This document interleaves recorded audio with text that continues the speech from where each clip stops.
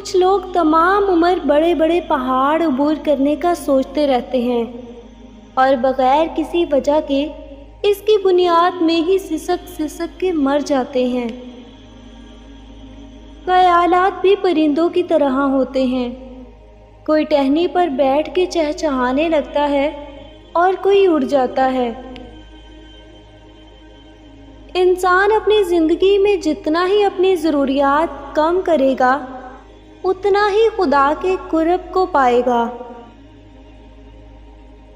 اگر آپ بڑی اور معیاری خیالات کی تلاش میں ہیں تو چہل قدمی کریں۔ اگر آپ سیکھنا چاہیں تو آپ کی ہر غلطی آپ کو سبق دے سکتی ہے۔ مسکرانا صحت کے لیے اتنا ہی ضروری ہے جتنا کھانے کو چبا کے کھانا۔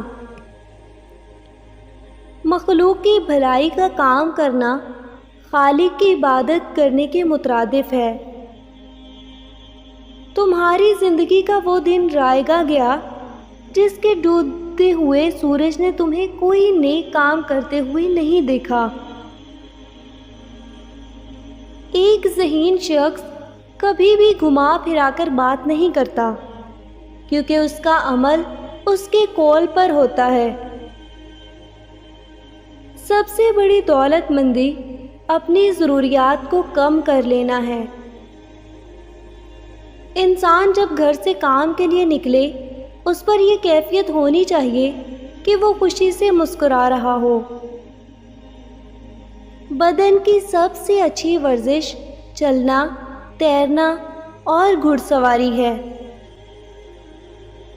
صحت کے قوانین کے خلاف ورزی جسمانی گناہ اور ایک بہت بڑی جان لیوا بیماری میں مبتلا کر سکتی ہے۔